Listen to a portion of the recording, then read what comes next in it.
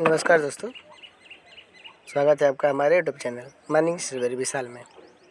यहाँ पर आपको मिलता है सर्वे का ज्ञान, माइनिंग की पहचान। चलिए शुरू करते हैं डे 3 सीरीज़। जैसा कि हमने डे 2 तक कंप्लीट कर चुका है माइनिंग शॉर्ट नोट, तो इसमें हम लोग शेल्टर पढ़ेंगे।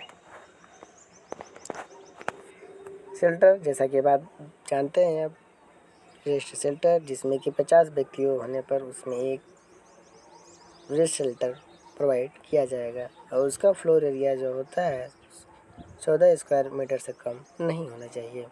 अगर फ्लैट रूफ है तो 2.5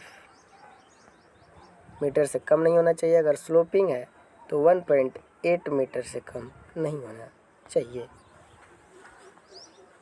इंक्लाइनेशन और हाइट की बात कर रहा है। ओके, कैंटीन की बात करते हैं हम लोग।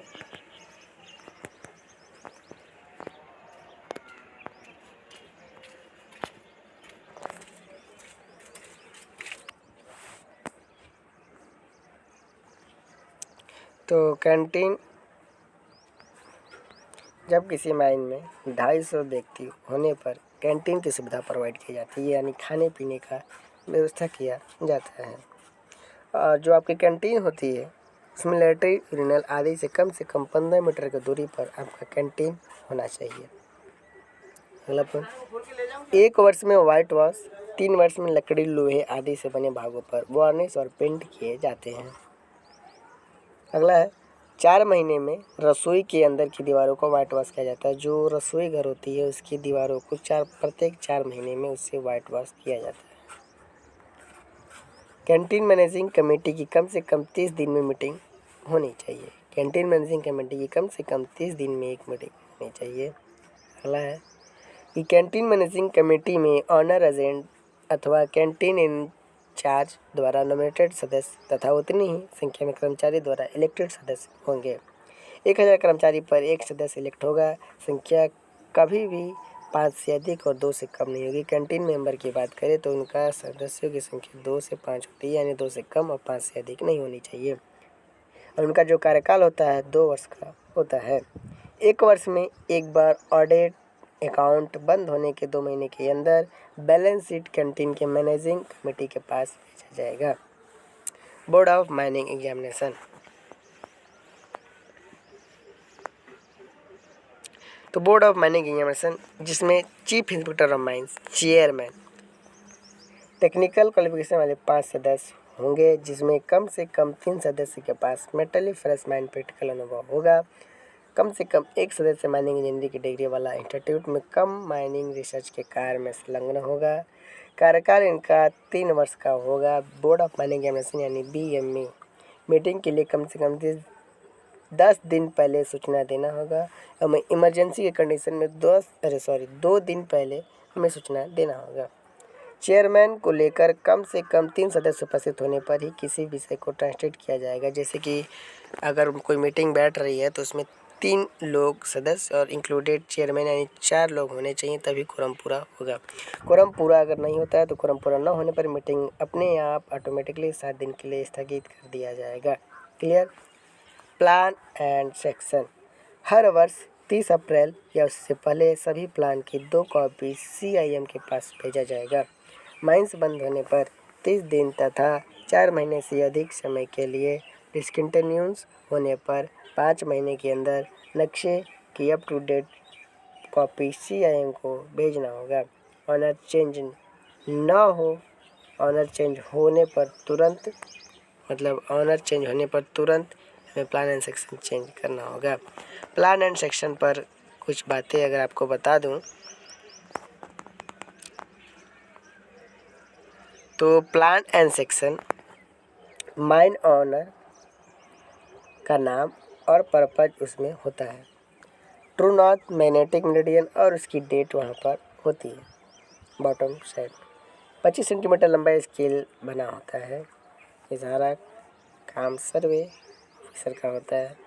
माइका माइंस या छोटी माइंस में 200:1 का स्केल होता है। अगर large open cast mine working बड़े लीज के सरफेस प्लान है तो 2000:1 का स्केल होगा। अन्य खानों के नक्शे जो होते हैं 1001:1 के होते हैं। सेकेंड शेड्यूल के चिन्ह उसमें संदर्भित होंगे। अप टू डेट पिछले 3 मंथ तक ओपन कास्ट माइन के नक्शे 12 महीने पीछे तक होंगे। वाटर डेंजर प्लान के बारे में बात करें तो पानी के प्रत्येक स्रोत जो माइंस की किसी भी वर्किंग से 60 मीटर के अंदर, प्रत्येक पानी का स्रोत जो माइनिंग के किसी भी वर्किंग से 60 मीटर के अंदर है उसे हम लोग वाटर डेंजर प्लान बोलेंगे। सरफेस कंट्रोल आप लोगों ने पढ़ा होगा।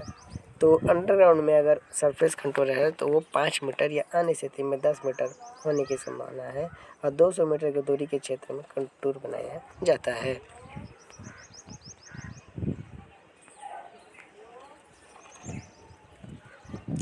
चलिए आगे बढ़ेंगे। Geological plan. What is geological plan? Geological plan boundary के 60 मीटर के अंदर की सभी चीज़ें जियोलॉजिकल प्लान के अंदर आती हैं। रीफ, वेन, लोड, मिनरल है, बेड, डिपॉजिट, एवरेज डिपोजेंटल से 30 डिग्री से अधिक होने पर माइन के एक या एक से अधिक वर्टिकली सेक्शन दिखाए जाएंगे। क्लियर? अगला है कि 2 रीफ, लोड, वेन या मिनरल बेड या डिपॉजिट के बीच की पार्टिंग 10 मीटर से कम होने पर वर्किंग का एक ही नक्शा या सेक्शन बनाकर प्रत्येक वर्किंग को अलग रंग में दर्शा दिया जाएगा। Convention during inspection. Convention during inspection किसी प्रकार से डीजीएमएस का इंस्पेक्टर आता है और आपका माइन इंस्पेक्शन करता है और उससे किसी प्रकार का फॉल्ट नज़र आता है तो उसे सुधारने के लिए आपको कंट्रावेंशन ड्यूरिंग इंस्पेक्शन में फॉर्म 6 में आपको नोटिस देगा। 3 दिन के अंदर नोटिस बोर्ड में 15 दिन के लिए दिया जाएगा। रिपोर्ट लिखने के 15 दिन के अंदर जवाब आपको देना होगा। फॉर्म 6 में रजिस्टर अंतिम रिपोर्ट लिखे जाने के 3 वर्ष तक रखा जाएगा। अगर आपने फॉर्म 6 में रजिस्टर मेंटेन किया है तो उसकी अंतिम रिपोर्ट के 3 वर्ष तक उसे सुरक्षित रखना होगा। International flooding. International flooding regulation number कौन सा है कमेंट करके आप लोग बताइएगा। इंटरनेशनल फ्लडिंग मतलब अपने माइन को स्वयं पानी से डुबोना। 14 दिन पहले आपको chief inspector of mines, regional inspector of mines, adjacent mine owner को नोटिस देना होगा। नोटिस देने के 14 दिन की अवधि बीत जाने से अगर बीत जाती है तो 60 दिन के अंदर यदि काम शुरू नहीं होता है तो नोटिस लैप्स हो जाएगा। मतलब आपने माइन डूबा नहीं है तो 14 दिन तक डुबो लीजिए। अगर नहीं डूब होता है तो 60 दिन का मौका दिया जाएगा। फिर भी नहीं डूब होता है तो आपका नोटिस लैप्स मतलब रद्द कर दिया जाएगा। रिजर्वायर, डैम आदि बनाने से पहले 14 दिन पहले सूचना रीजनल इंस्पेक्टर ऑफ माइंस को दीजिएगा, मतलब देना होगा। एलुवियल सॉइल मोरम।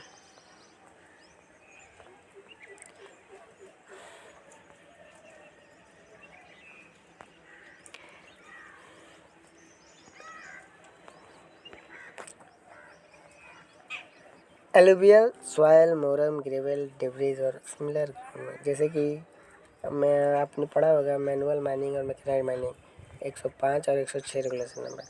तो साइड का एंगल ओरिजेंटल से 45 डिग्री से अधिक नहीं होनी चाहिए। बेंच हाइट जो है 1.5 मीटर से अधिक नहीं होनी चाहिए।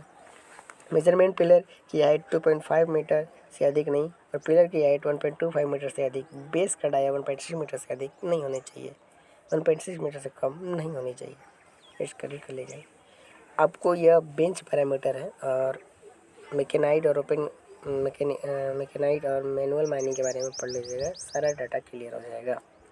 फ्लोट या इसी तरह के सिमिलर डिपॉजिट में जैसे कि साइड का एंगल ओरिजेंटल से 60 डिग्री से अधिक नहीं है। बेंच हाइट 6 मीटर से अधिक नहीं हो सकता। डीप होल ब्लास्टिंग और एचएमएम के यूज़। वर्किंग शुरू करने के 60 दिन पहले चीफ इंस्पेक्टर ऑफ माइंस और रीजनल इंस्पेक्टर ऑफ माइंस को सूचना बेंच के किनारे के 3 मीटर के अंदर कोई पेड़ बोल्डर आदि नहीं होंगे। जैसे कोई पेड़ आदि बोल्डर हैं तो 60 दिन पहले चीफ इंस्पेक्टर माइंस को सूचना देना होगा। और बेंच के किनारे वर्किंग शुरू करने से पहले 60 दिन पहले, और अगर बेंच के किनारे वर्किंग करना है तो 3 मीटर के अंदर कोई भी पेड़ या बोल्डर आदि नहीं होना चाहिए।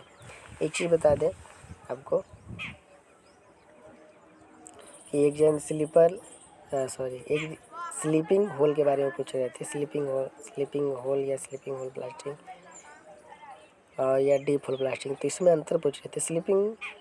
स्लीपिंग होल यानी अगर आपने उसी दिन होल चार्ज कर दिया गया है और सेम डेज आपको उसे ब्लास्ट नहीं करना है तो हम लोग उसे छोड़ देते हैं और अगले दिन ब्लास्ट करते हैं। इसका भी कंडीशन है, डंपर और डेडलाइन के कंडीशन में डेडलाइन कंडीशन में 15 दिन और डंपर के केस में 7 दिन के लिए हम लोग छोड़ते हैं और इसका परमिशन हमें रीजनल इंस्पेक्टर ऑफ माइन देता है।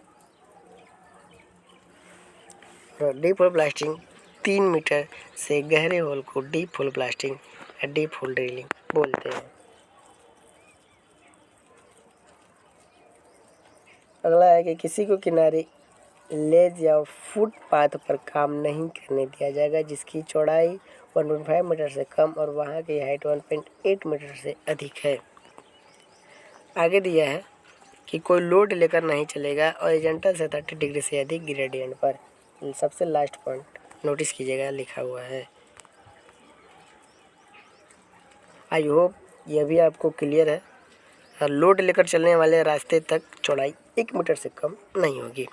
अगर रास्ते की बात करें तो रास्ता का इंक्लिनेशन हॉरिजॉन्टल से 15 डिग्री से अधिक 15 डिग्री या अधिक, वहाँ समतल सीढ़ियाँ हाइट 0.20 मीटर तथा चौड़ाई 0.35 मीटर से कम नहीं होगी। आई होप यह भी क्लियर होगा और मैं आगे कुछ डेज और लाऊंगा जिसमें कि आपका सब कंप्लीट हो जाए। ये डे 3 था।